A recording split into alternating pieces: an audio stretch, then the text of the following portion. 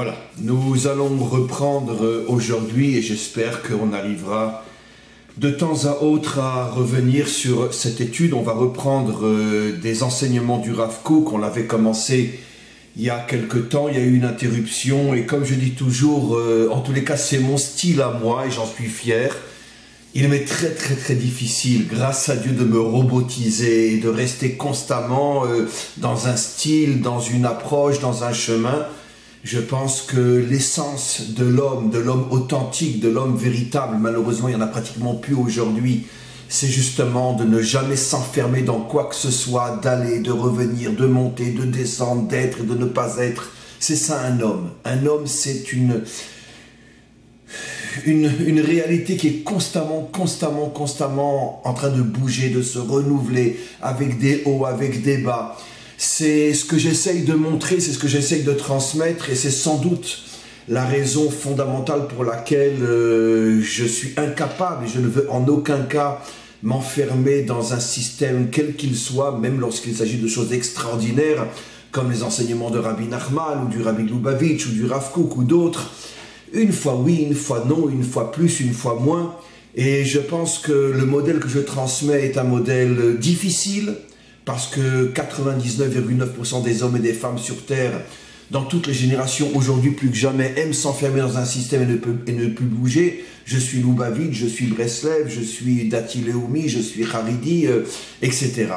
Et c'est plus facile parce qu'une fois que je suis dans un système, je limite mon cerveau, je limite ma compréhension du monde à ce trou d'aiguille dans lequel je me trouve et je me sens en sécurité parce que j'en ai plein d'autres comme moi autour de moi qui sont comme moi. J'ai toujours essayé de ne jamais m'enfermer dans un trou d'aiguille et grâce à Dieu je pense y être arrivé. J'ai un respect profond que je ne peux même pas expliquer. Même le mot respect est une insulte par rapport à ma relation avec tous les grands maîtres d'Israël, comme le Rabbi Lubavitch, comme Rabbi Nachman de Breslev, comme le Rav Kook et d'autres, et beaucoup d'autres.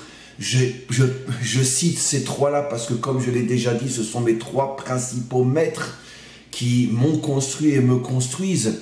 Mais même si j'ai un respect que je ne peux même pas expliquer pour tous les grands maîtres d'Israël, malgré tout, j'ai toujours pris sur moi de ne jamais m'enfermer complètement et définitivement dans aucun système, quel qu'il soit, parce que le seul système dans lequel je m'enferme, c'est celui du maître du monde, c'est-à-dire l'infini, qui contient tout, qui est tout, et qui refuse absolument de s'enfermer dans un chemin quel qu'il soit.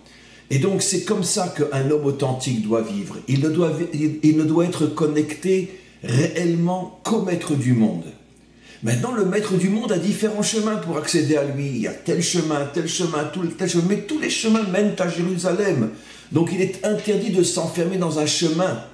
Le but dans lequel on doit, excusez-moi l'expression, elle n'est pas forcément juste, le but dans lequel on doit s'enfermer, c'est le maître du monde. Mais pas dans les chemins qui mènent au maître du monde.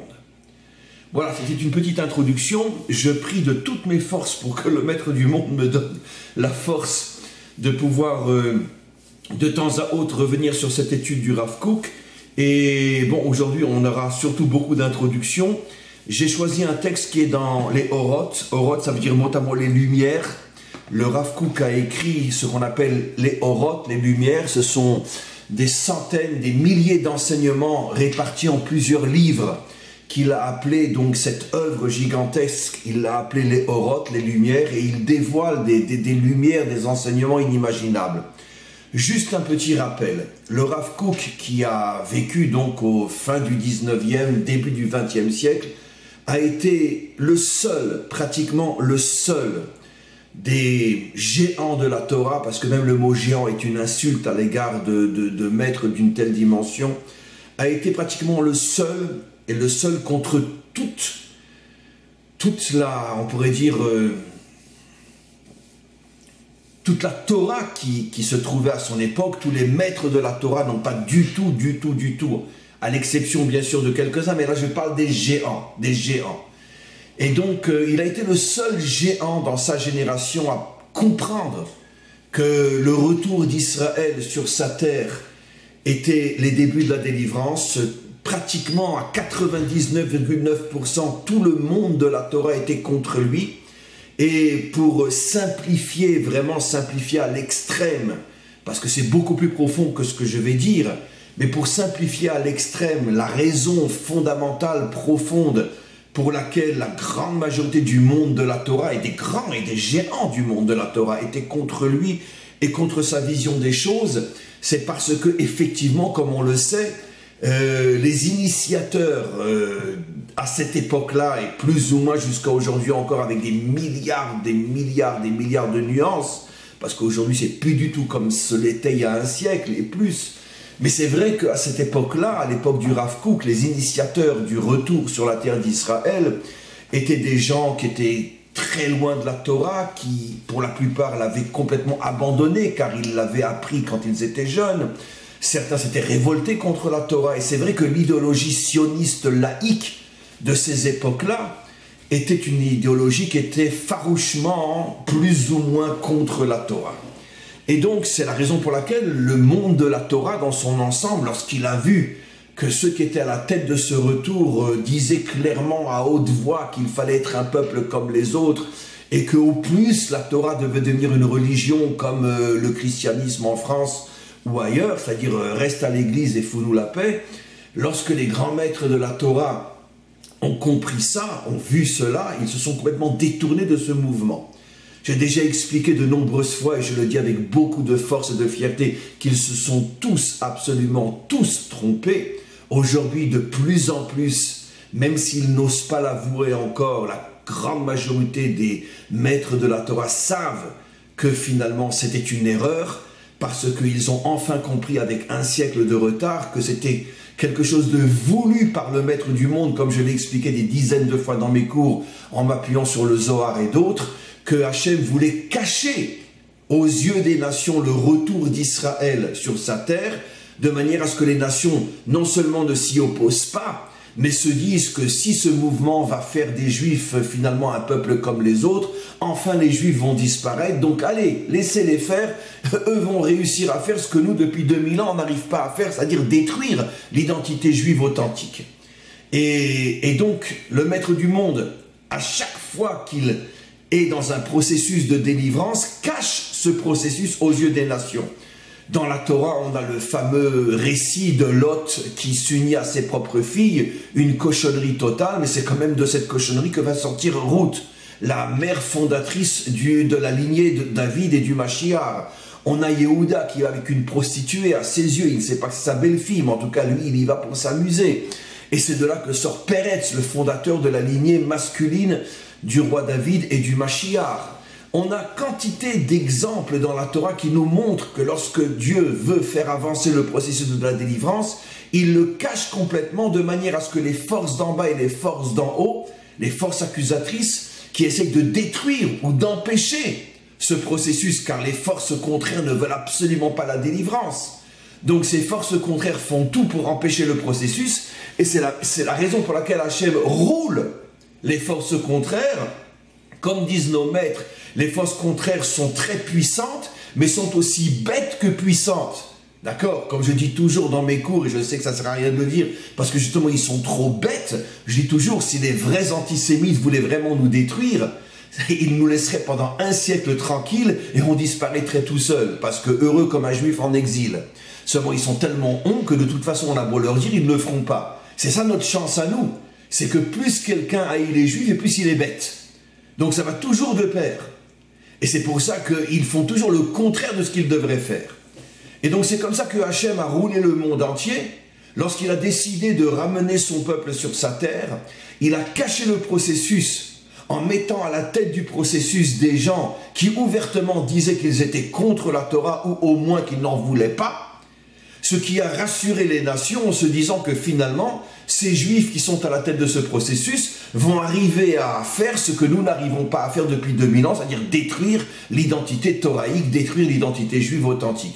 Et finalement, toutes les nations se sont fait rouler parce que c'était le maître du monde qui dirigeait le processus. Et aujourd'hui, grâce à Dieu, nous sommes sur notre terre. Le peuple juif revient dans sa grande majorité de toutes ses forces à la tradition d'Israël, à l'identité d'Israël. Et il y a de plus en plus et de plus en plus et de plus en plus de juifs qui reviennent carrément, complètement à la Torah d'Israël, pas seulement à la, comment dire, à la tradition, pas seulement au respect, mais vraiment qui s'engage et de plus en plus et de plus en plus aujourd'hui.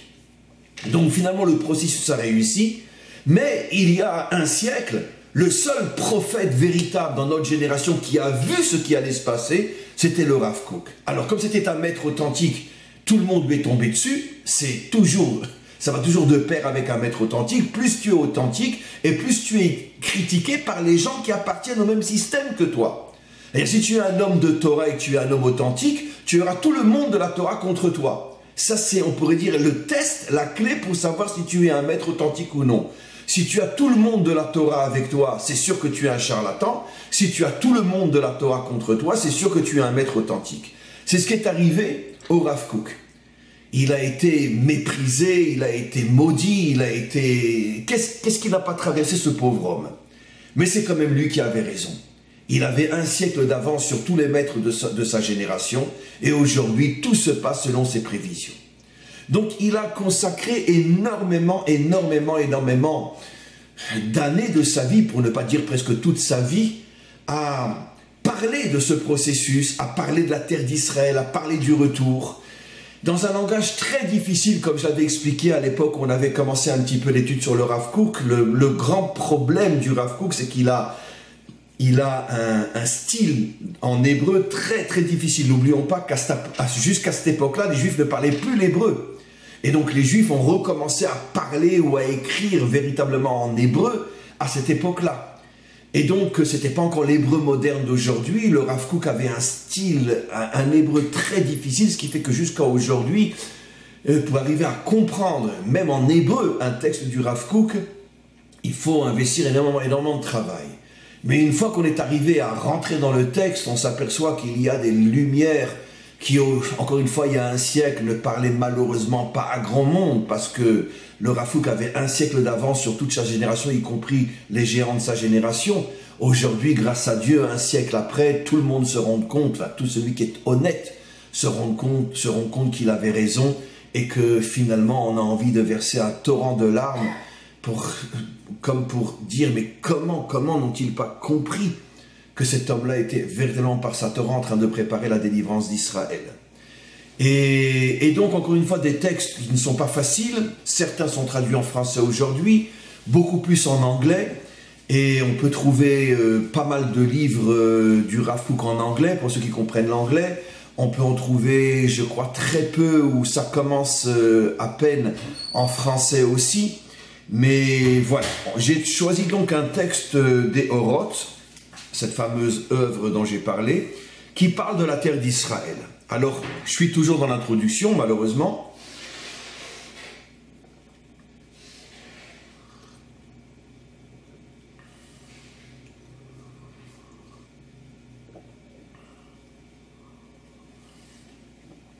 Pourquoi j'ai choisi un texte sur la terre d'Israël? D'abord parce que c'est évident, et deuxièmement parce que c'est l'essentiel des enseignements du Rav Kook, et troisièmement parce qu'on est dans une situation où je pense que notre devoir est de mettre en garde une fois de plus tous les Juifs qui se trouvent dehors de leur terre, en France, en Amérique. On voit ce qui se passe aujourd'hui pratiquement toutes les semaines, tous les jours en Amérique et partout dans le monde. Le monde est en train de changer. Je l'ai déjà dit, je le dis, je suis le milliardième à le dire. Des milliards l'ont dit avant moi. La sécurité des Juifs en dehors de la terre d'Israël ne dure maximum que 50, 60, 70 ans, 80, plus ou moins, entre les 50 et les 80 ans, à nouveau de nouvelles catastrophes s'abattent sur les Juifs en dehors de la terre d'Israël. Je sais bien que malheureusement, et je vais le dire de manière très violente, mais moi je veux sauver mon peuple, et c'est pour ça que je me fiche royalement de ce que ces gens-là diront. On sait très bien que tout l'établissement rabbinique, etc., fait tout pour rassurer ses ouailles à Paris, à New York. Mais non, vous inquiétez pas, tout ira bien, le gouvernement est avec nous, etc., etc. Bon, évidemment, eux, c'est leur métier, donc ils ont besoin de communautés en France et ailleurs pour pouvoir avoir un salaire à la fin du mois. Donc ils sont prêts, consciemment ou non, à sacrifier des milliers de vies. Mais c'est pas grave, je m'excuse de ma violence, mais vous me connaissez, c'est comme ça. Et alors quand en plus il s'agit de sauver la vie des enfants de mon peuple, alors là je fais de cadeau à personne. Mais quoi qu'il en soit, on le voit aujourd'hui de plus en plus. Il n'y a pas une semaine où les cimetières ne sont pas profanés. Il n'y a pas une semaine où il n'y a pas des agressions dans la rue. Regardez ce qui s'est passé avec le procès Halimi récemment où la France a acquitté un assassin. Ce n'était qu'une youpine après tout. Elle est sautée, elle est passée par la fenêtre, c'est rien. Hein. Ce n'est que comme si on avait jeté un sac d'ordures. Le pauvre, il était drogué quand même. Il faut l'excuser, il était drogué. Donc, bref, on voit donc que même au niveau de la justice, au niveau du comportement dans la rue, partout en Amérique, qui aurait pu imaginer il y a encore 50 ans qu'en Amérique, toutes les semaines, il y aurait un nouveau drame concernant les Juifs en Amérique. Et ça, c'est sous le gouvernement de Trump. Je vous le dis, je l'affirme, je le crie à haute voix. Même si Trump est réélu encore 4 ans, après lui, à 99% de chance, c'est les démocrates qui reviennent. Si ce n'est pas cette fois-ci, c'est 4 ans encore après. C'est 4 ans, 8 ans, 10 ans, peu importe, les démocrates reviendront. Les démocrates sont de véritables nazis aujourd'hui avec une haine du juif qui, à mon avis, égale celle de Hitler. Et lorsque les démocrates reviendront au pouvoir, ça sera la fin du judaïsme américain. Et je n'ose même pas dire ce qu'ils vont faire en cachette pour préparer la destruction de l'État d'Israël. Et on arrivera vraiment à la guerre de Gog et Magog. Mais évidemment, les Juifs sont heureux aux États-Unis, ils sont heureux en Europe. Évidemment, heureux comme un Juif en exil, ça a toujours été la grande tare des Juifs. Ça veut dire que plus ils sont loin de leur terre et plus ils sont contents de dire l'an prochain à Jérusalem, et moins ils font d'efforts pour revenir. Bon, je ne parle bien sûr pas de l'ensemble d'Israël, car aujourd'hui, la majorité d'Israël est déjà revenue sur sa terre, bien évidemment. Tous les jours, il y a de nouveaux avions qui arrivent remplis de Olim Hadashim, de nouveaux Juifs qui arrivent pour s'installer sur leur terre. Mais malheureusement, il y en a encore suffisamment à Paris, en France, en Europe, en Amérique, en Russie et partout, pour que le danger soit malgré tout un véritable danger. Mes amis, mes frères, sachez que vous êtes dans une situation extrêmement dangereuse. Sachez que le temps va accélérer plus vite que vous le pensez. Et sachez qu'avant même que vous vous en rendiez compte, vous serez poursuivis dans les rues, vous serez massacrés, vous serez pillés, vous serez violés et vous serez spoliés. Il n'y a pas une seule exception à l'histoire d'Israël en dehors de sa terre. Il n'y a pas une seule exception. Tous les 50, 60, 80 années, à nouveau un tsunami de haine. Donc faites attention. Comprenez qu'aujourd'hui vous avez la possibilité unique depuis des millénaires de revenir plus ou moins facilement sur votre terre. Je dis plus ou moins facilement car je ne joue pas la comédie et je ne mens pas. Tout celui qui est venu s'installer en Israël a dû traverser de grandes difficultés. C'est pas le confort, c'est pas les salaires et c'est pas la belle vie à la française, c'est sûr.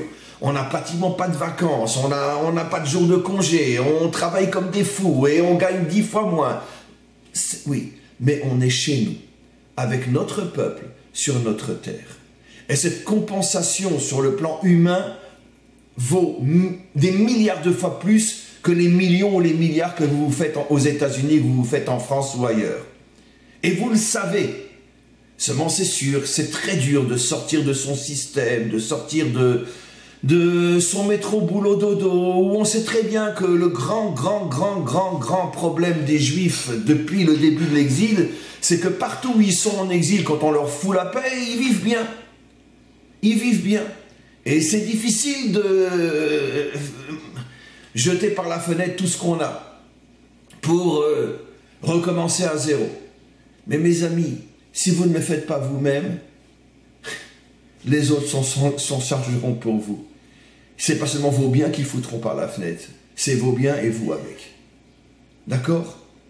Si vous n'avez pas compris après le procès de Madame Halimi que même au niveau des plus hautes instances de la France est en train de se préparer un volcan d'antisémitisme inimaginable, si vous n'avez pas compris ça, alors continuez à dormir, mais ne venez pas pleurer après.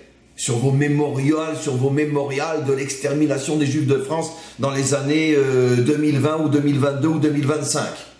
Ne venez pas pleurer. On vous a mis en garde. Avant la Shoah aussi, de nombreuses personnes, comme Jabotinsky et d'autres, allaient de village en village, de ville en ville pour mettre en garde les Juifs. Mais de quoi il parle celui-là? On est bien en Pologne, on est bien en Russie. Et je ne parle même pas de l'Allemagne, mais qu'est-ce qu'on est bien en Allemagne? Heureux comme un Juif allemand. On ne l'a pas écouté. Et puis après, on va faire le mémorial de la Shoah. Non, arrêtons. Arrêtons. Dans toute notre histoire, nous sommes au moins à 50% responsables de nos malheurs. Parce que nous n'avons jamais rien fait pour nous prendre en main et revenir sur notre terre. Et automatiquement, l'histoire se répète. Allez, une nouvelle Shoah. Et je vous garantis qu'est en train de se préparer une catastrophe dans le monde. Et tous les rabbinim qui diront le contraire sont des menteurs, sont des assassins, sont des criminels, parce qu'ils mettent la vie de millions de juifs, d'hommes et de femmes et d'enfants en danger. Ne les écoutez pas. Ce sont des menteurs, ce sont des assassins. Celui qui a lu le livre du Rav Tertel, Ema Banim Smecha, qui est traduit aujourd'hui en français, lui-même était un grand antisioniste, c'était un des géants du judaïsme hongrois, un très grand antisioniste. Il faisait partie de cette tendance qui était farouchement opposée au sionisme, je parle du sionisme laïque de l'époque. Et bien, quand est arrivé la Shoah, il a fait Teshuvah, il a écrit un livre extraordinaire, Ema Banim Smecha, La mère se réjouit avec les enfants, vous pouvez le trouver en France aujourd'hui, il a été traduit. Un livre mais fabuleux. Lui-même est parti à Auschwitz, il a perdu toute sa famille. Il n'y a qu'un seul de ses enfants qui a survécu, qui est arrivé à s'échapper en France et se cacher là-bas. Bien que ce n'était pas forcément une bonne cachette, mais en tout cas, il a survécu. Et il a fondé une famille immense aujourd'hui avec des centaines de petits-enfants et d'arrière-petits-enfants. Mais lui a écrit un livre, le père, inimaginable, où il explique l'erreur inimaginable qu'a fait le monde de la Torah en refusant de prendre conscience du danger imminent qui s'annonçait déjà depuis début des années 30. Quand est sorti Mein Kampf ou d'autres livres, mais non, bon, c'est un malade, c'est un fou, faites pas attention, on est si bien là où on est. Voilà. Et l'histoire se répète constamment.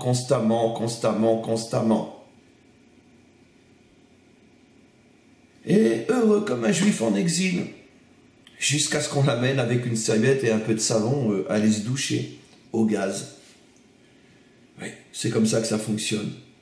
Alors mes amis, arrêtez d'écouter vos dirigeants communautaires, arrêtez d'écouter vos rabbins, arrêtez d'écouter les rabbinim qui vous disent « Mais non, Dieu est avec nous, Gott mit uns ». Ouais, c'est marrant, les juifs disent comme les Boches, « Gott mit uns ». Dieu est avec nous. Arrêtez de les écouter, parce que je vous garantis qu'un jour l'histoire me donnera raison. Mais ça sera déjà trop tard, parce qu'il n'y a pas d'exception dans l'histoire d'Israël. Toutes les quelques décennies, un nouveau volcan de haine nous balaye avec sa lave de terreur et sa lave d'atrocité. Alors revenez vite sur votre terre, car aujourd'hui, il n'y a que ceux qui sont ici qui s'en sortiront. Et c'est ici que la délivrance va se passer, grâce à tous ceux qui sont là.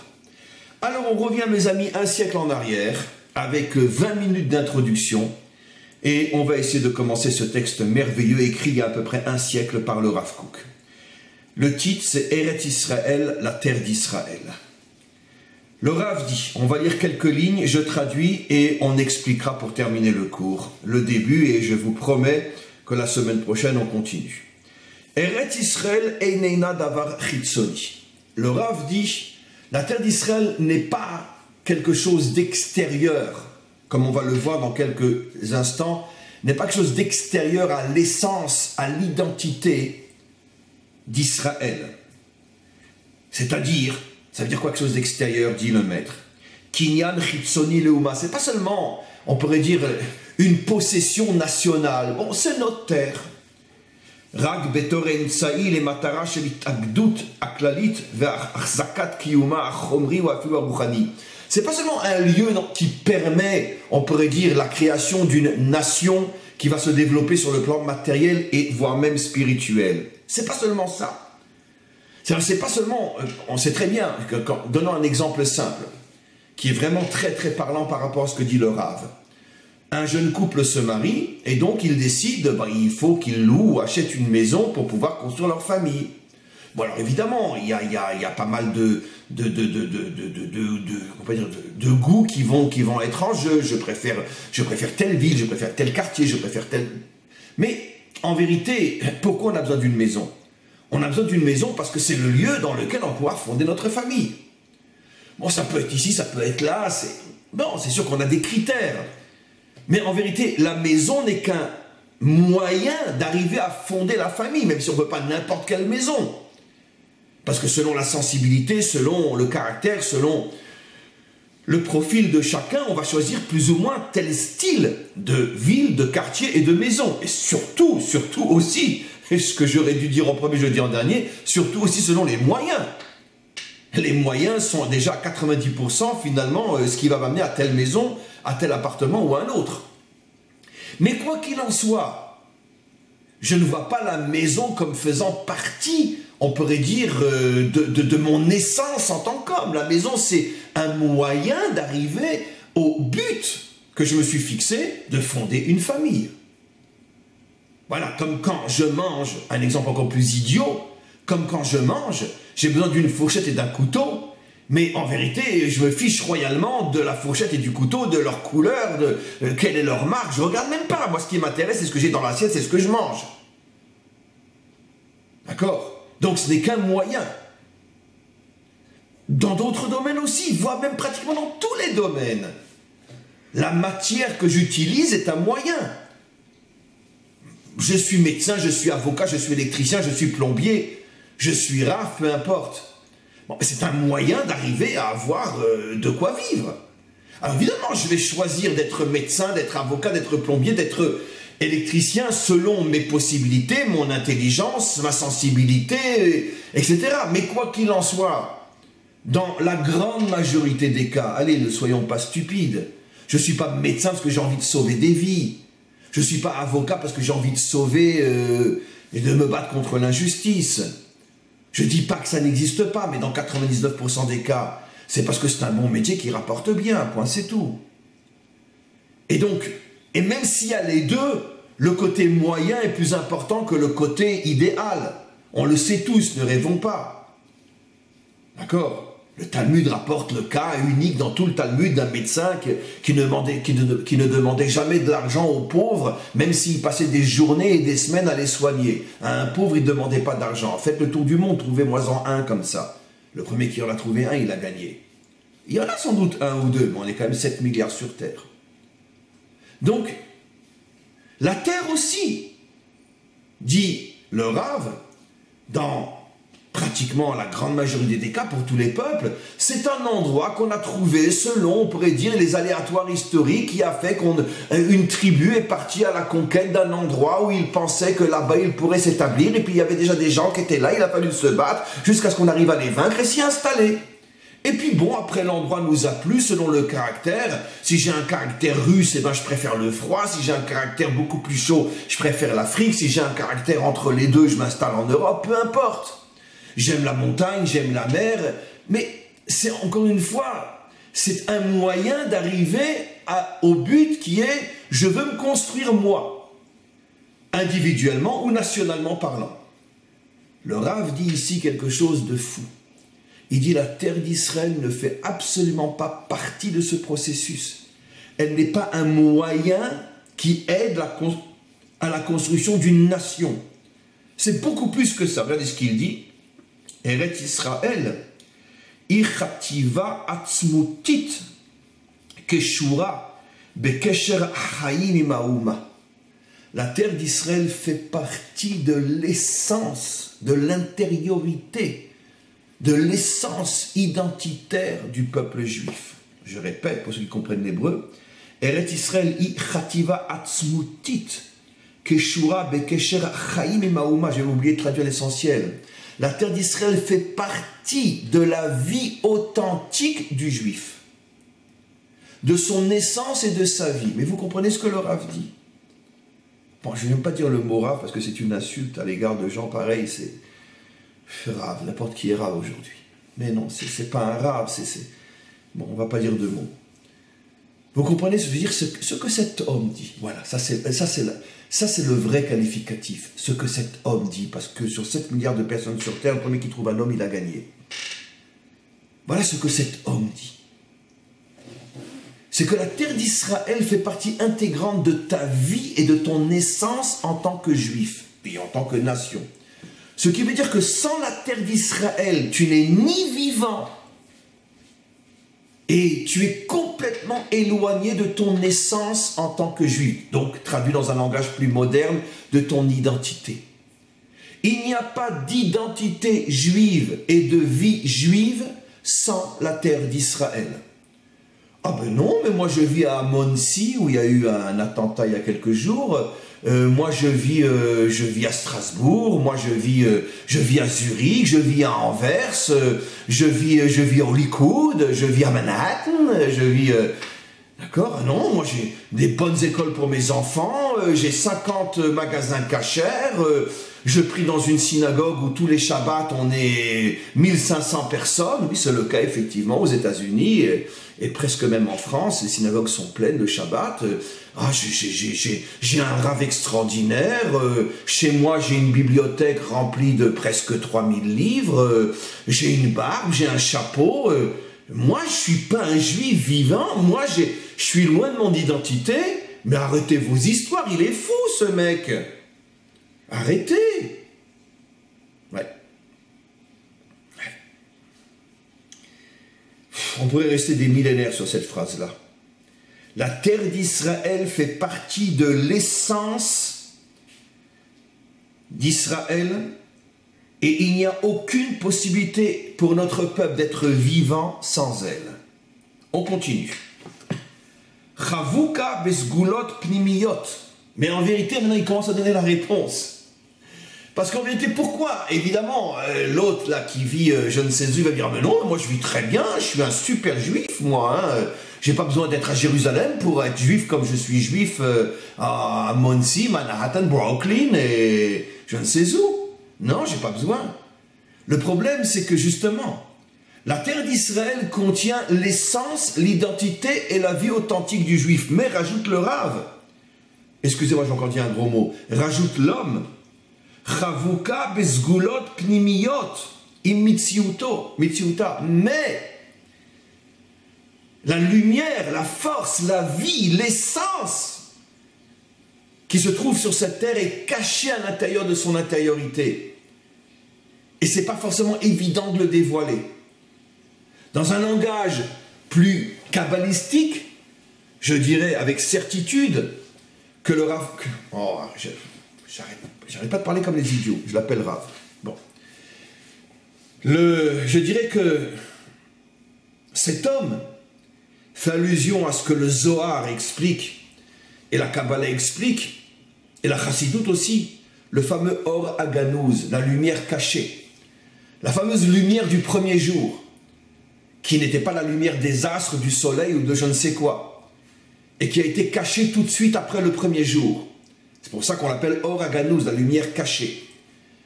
Et nos maîtres disent, entre autres, où est-elle cachée? Dans la terre d'Israël.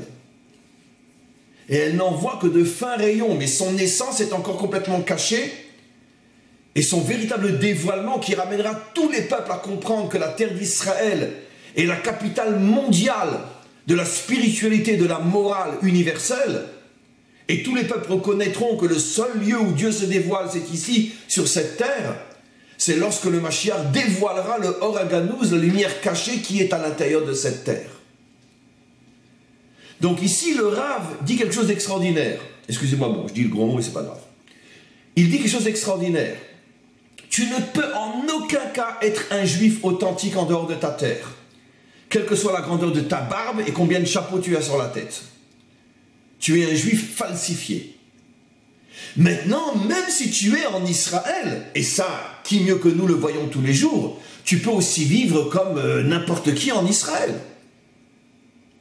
Parce que tu n'as fait aucun effort pour te connecter à l'intériorité de cette terre, là où se trouve véritablement ta véritable essence et ta véritable vie.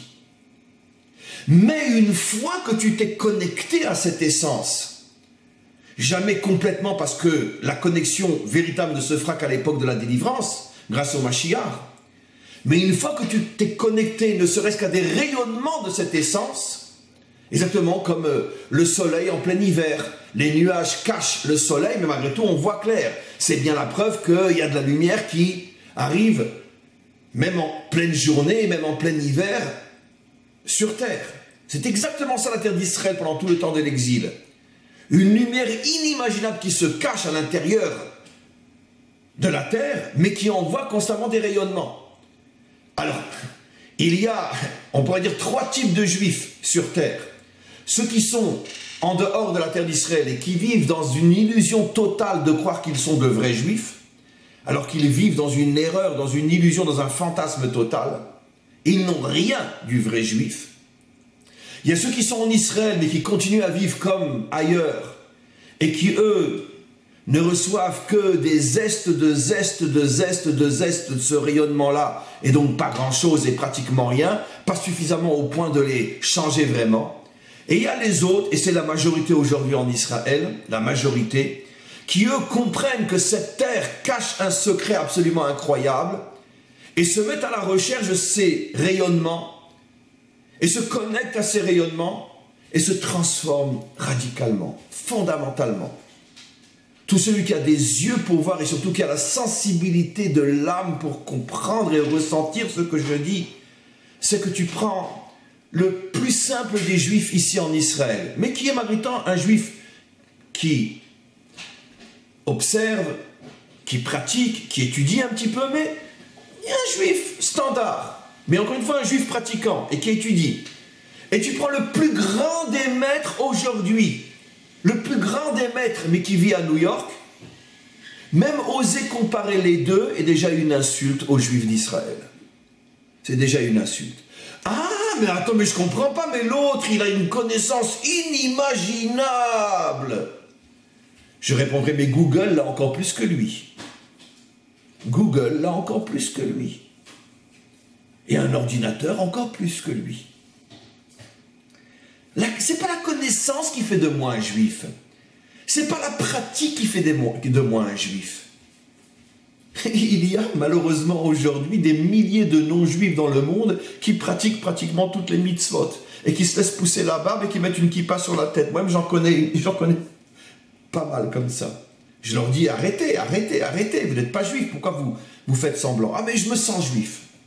Aujourd'hui, avec Internet, avec tous les rabbinim qui parlent sur Internet, il y a des milliers de non-juifs dans le monde qui considèrent qu'on peut être juif que par un choix personnel et n'ont pas envie de se convertir parce qu'ils pensent que ce n'est pas nécessaire et se déclarent juifs et font tout comme les juifs. Et je vous garantis que si vous les rencontrez dans la rue, moi ça m'est arrivé une fois, jusqu'à ce qu'il m'avoue qu'il n'était pas juif, il avait vraiment la tête d'un youpin. Vraiment. J'en ai rencontré au Canada, j'en ai rencontré en France, ou j'en ai pas rencontré. Ils s'étaient pas convertis. Donc, tu vois, tu peux avoir la connaissance comme Google, tu peux pratiquer comme un non-juif. Tout ça, c'est la forme, c'est la vitrine. Mais l'identité, la vie du juif, dans son essence profonde, authentique, elle ne se dévoile que sur la terre d'Israël. Je rajoute quelque chose de fondamental à ce que je dis. Parce que je sens déjà le tsunami de critiques et de haine qui est en train de se préparer contre ce cours. Mais c'est pas grave, j'adore. Je continue. Ce que je dis n'est vrai, et c'est pour ça que ça n'a été dit qu'à l'époque du Rav Kook, et pas avant. Qu'à un moment dans l'histoire où on peut, si on le veut, revenir sur sa terre. C'était déjà vrai à l'époque du Rav Kook, c'était des milliards de fois plus dur qu'aujourd'hui. Aujourd'hui, c'est facile, c'est un avion, on est là. C'est vrai qu'à l'époque où il n'y a pas le choix, où les portes de la terre d'Israël sont fermées, ou pratiquement complètement fermées, Comme à l'époque du Baal Shem Tov, du Gaon de Vilna, qui malgré tout ont tout fait pour venir en Israël, à l'époque de Rabbi Nachman de Breslev, etc. Il y a 200 ans, il y a 300 ans et plus. Là, c'est sûr qu'on a un autre principe qui s'applique, qui est dans le Zohar, c'est que quand les Juifs sont en exil et n'ont aucune possibilité de revenir sur leur terre, alors la Shrina les accompagne là où ils sont. C'est dit des centaines de fois dans le Zohar. Comprendre d'une manière simple, c'est-à-dire que la lumière divine les accompagne même dans le trou où ils sont quelque part perdus en Ukraine ou je ne sais où. Mais, rajoute le Zohar, dès qu'il y a à nouveau la possibilité de revenir sur ta terre, la Shrina quitte l'exil et revient à Jérusalem. Ce qui veut dire que si tu restes toi là-bas, tu n'es plus juif. Tu es une vitrine juive. Mais il n'y a rien dans le magasin. Même si tu ne le sais pas. Il n'y a rien. Strictement rien. Voilà ce qui est dit ici. Ce qui veut dire qu'évidemment, il y a eu des géants. Les plus grands géants de notre histoire n'étaient pas forcément en Israël. Rashi, Rambam, le Baal Shem Tov, le Gaon de Vilna. Mais eux n'avaient pas le choix. À l'époque de Rashi, tu ne peux pas quitter la France et venir en Israël. C'est impossible. Rien que tu vas te balader en France, on va déjà te massacrer 150 fois si tu sors de ton trou. Un juif dans la rue, c'est un juif mort. Donc évidemment, à ces époques-là, on pouvait devenir un géant comme Rashi, même à 3, parce que la Shrina de Dieu était à côté de Rashi. Pour ceux qui comprennent le Zohar. Mais une fois qu'il n'y a plus, pratiquement plus, je dirais pas plus du tout, parce qu'une vie sans difficulté, c'est un fantasme. Mais à partir du moment où les difficultés redeviennent des difficultés normales et acceptables, et qu'avec un minimum d'effort tu peux te retrouver sur ta terre, là la Shrina te quitte complètement. Et tu es uniquement un juif de vitrine. Il n'y a rien dans le magasin. Tu es uniquement une vitrine. Ta vie juive est une pure illusion. Tu ne peux être juif qu'en Israël, parce que c'est que là que se trouve la Shrina. Donc évidemment, les vitrines sont très très belles. Tu te promènes à Anvers ou ailleurs, tu vois des Streimel, des grandes papillotes, waouh, waouh, waouh.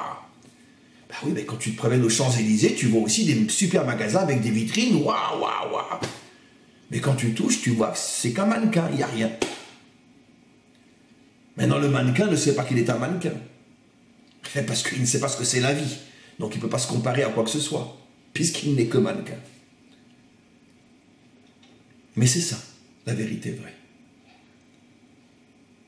Mais encore une fois, comme dit le Rav, même en Israël, ne crois pas que c'est un coup de baguette magique. Tu arrives ici, tu descends de l'avion, waouh, ça y est, je suis juif. Non, non, non. La seule différence, c'est que si tu es à Paris, même si tu veux bosser pour devenir juif, tu resteras toujours une vitrine. Mais en Israël, si tu te mets à travailler pour devenir un juif, tu vas recevoir des rayonnements de l'identité juive authentique et tu vas devenir un vrai juif. Seulement en Eretz Israël. On arrête ce texte-là pour aujourd'hui et si Dieu veut, on reprend la semaine prochaine.